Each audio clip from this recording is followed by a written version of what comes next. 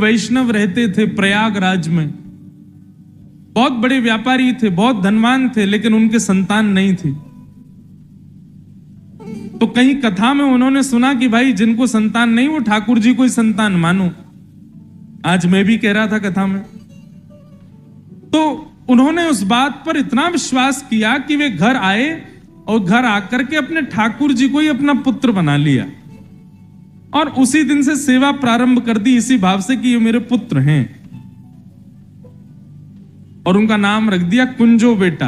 क्या नाम रखा?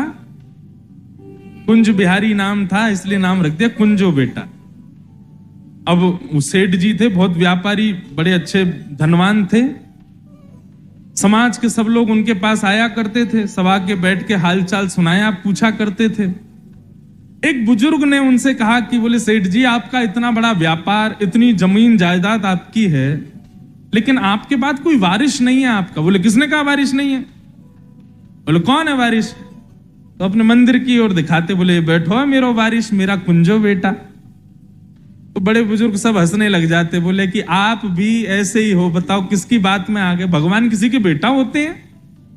बोले भैया देखो मेरे तो बेटा है, मैंने इन्हीं को पुत्र मान लिया, मेरी संपत्ति जायदाद सब इन्हीं की है।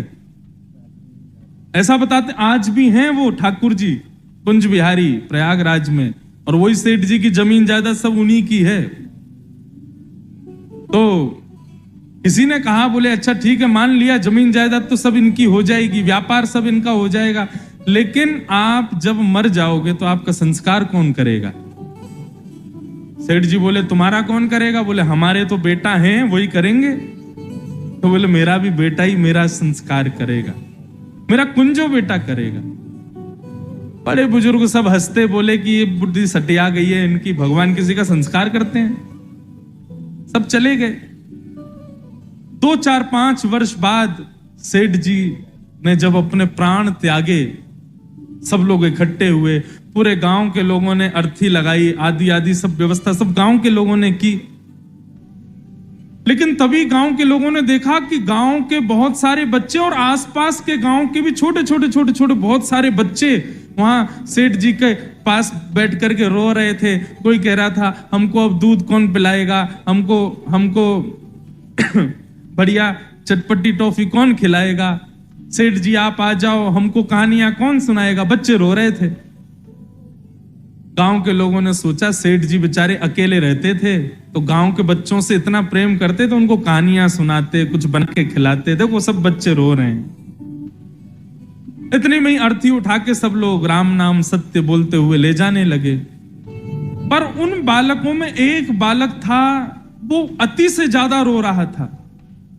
4 लोग शांत करा रहे थे तब भी शांत नहीं हो रहा था। तो गांव के लोगों ने विचार किया, भैया देखो सेठ जी का कोई बालक तो था नहीं, संस्कार उनका करना है। ये बालक जो सबसे ज्यादा रो रहा है ना, हमको लगता है इसके सेठ जी सबसे प्रिय थे, इसी से ही संस्कार करा दो। 2-3 लोग बोले सेठ जी तो बोलते थे कि कुंज बिहारी आएगा। बोले अब वो तो बोलते थे, अब उनकी बात कहां सत्य होनी है, ये बालक है बगल के गांव का ही है शायद, इससे ही करवा दो। और उस बालक से महाराज अंतिम संस्कार सेठ जी का करवाया।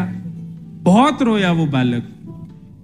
सबने कहा भैया चलो अब संस्कार हो गया, सब लोग यमुना जी में स्नान करो और गीले वस्त्रों से अपने अपने घर को जाओ।